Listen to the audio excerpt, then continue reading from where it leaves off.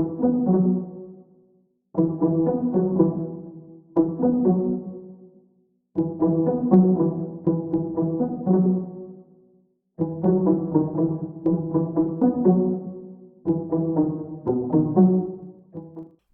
aho so hamidiny fanjakana amin'ny actionnaire ny fitaovany jirama hamafana ny trosa amina miliara araky ny nambarany Andriamatoa Fidèle Razarapiera izay député voafidy tao Ambatondrazaka hatrany raha nilazany heviny nanoloana ireo mpanao gazety.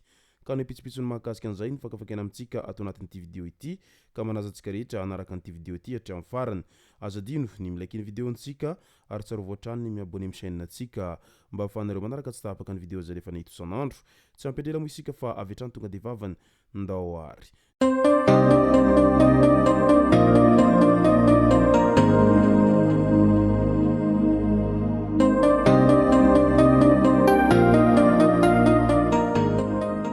Ny tonga tsy miaraba hono namantesitra ka dia faly miaraba isika rehetra mpanaraka tsy tapaka an'ity chaîne ity tenako amin'ity androandroany ity.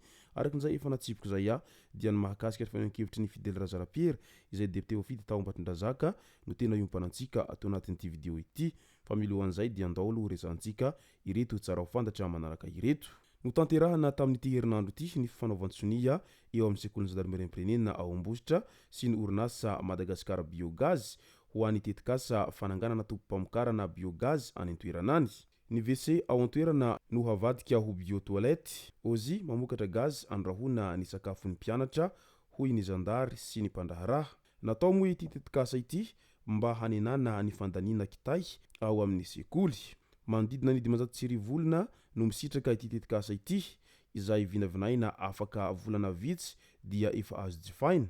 Ny orinasa Madagasikara Biogaz no voafidy hanatanteraka ilay tetikasa izay voalohany teo amin'ny tantaran'ny zandarmeriam-pirenena moa ity tetikasa ity. Andrasana arak'izany ny tombotsoa izay ateraka an'ity tetikasa ity eo amin'ny izay sehatry ny famokarana ny gaz izay. Richardson rakotomanana indray voafidy hosolon-tena ny OGM eo anivony CNIDH. Tanteraka ampilaminana ny fifidianana izay hosolon-tena ny ho lavitry ny mpanao gazety na OGM ao amin'ny voamera-pirenena mahaleo-tena momba ny zon'olombelona na ny CNIDH tamin'ity herinandro ity. Nahazo ny vato be indrindra tamin'ireo kandida 8 izay nifaninana tamin'izany i Andriamatoa Richardson rakotomanana. Nahazo vato 420 tamin'ireo 470 nadatsabato izy io. Ny alohan'ny fifidianana dia naverimberiny olom-boafidy io fa mitanana andraikitra lehibe eo amin'ny fiarovana sy fanamafisana ny zon'olombelona indrindra amin'izao fotoan-tsarotra izao ny mpanao gazety araky ny voalazany hatrany. Ka dia miarahabazy arak'izany amin'izao andraikitra lehibe izay sahaniny atsoatsy izao ary aingane mba hiady hatrany ny eo amin'ny resaka ny zon'olombelona izay moa ny tenany amin'izao na voafidy azy hosolon-tena ny OGM eo anivony CNIDH izao. Any Antsirabe indray mitokona ny Cyclopus tamin'iny androny omaly iny. Nidina andalambe ary nanomboka nanao fitokonana tamin'iny androny omaly maraina iny ireo mpitondra Cyclopus. Ny antony nahatonga izany fitokonana izy ireo izany dia namoaka ny didy momba ny fanavaozana ny fahazahon-dalana hitondra Cyclopus na permis ny commune ka mila mandoa 200 ariary izay hakan' izany.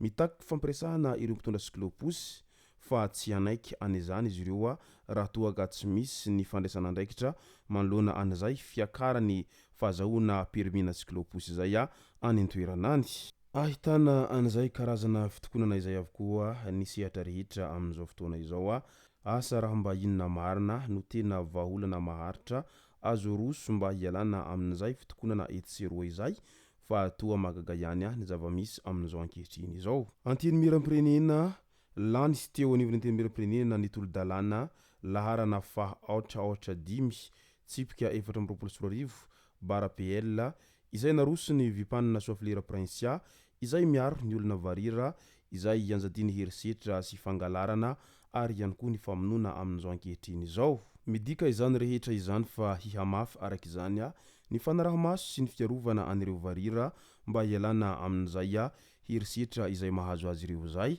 satria mitebiteby lava ireo varira amin'izao ankehitriny izao no izay fangalarana sy famonoana azy ireo zay izay mbola mijanona ho mistera hatrany mandraky tiany androany ny amin'ny hoe inona tokoa no antony tena mahatonga an'ireo olon-dratsy mangalatra sy mamono an'ireo varira ary maka ny taovan'izy ireo satria mantsy matoa misy ny mpangalatra sy ny mpakankeriny an'ireo varira ireo dia midika izay fa misy ny mpampaniraka an'ireo olon-dratsy izay miditra antsehatra makankeriny azy ireo izay ka tokony hofongorana hatramin'ny fakany araka izany ireo tambazotra rehetra amin'izay fanaovana asa ratsy amin'ny fangalarana sy famonon'olona izay fa tena zava-pady izany rehetra izany ary zavatra tena mampalahelo ny tranga izay mahazo an'ireto varira amin'izao ankehitriny izao ireto.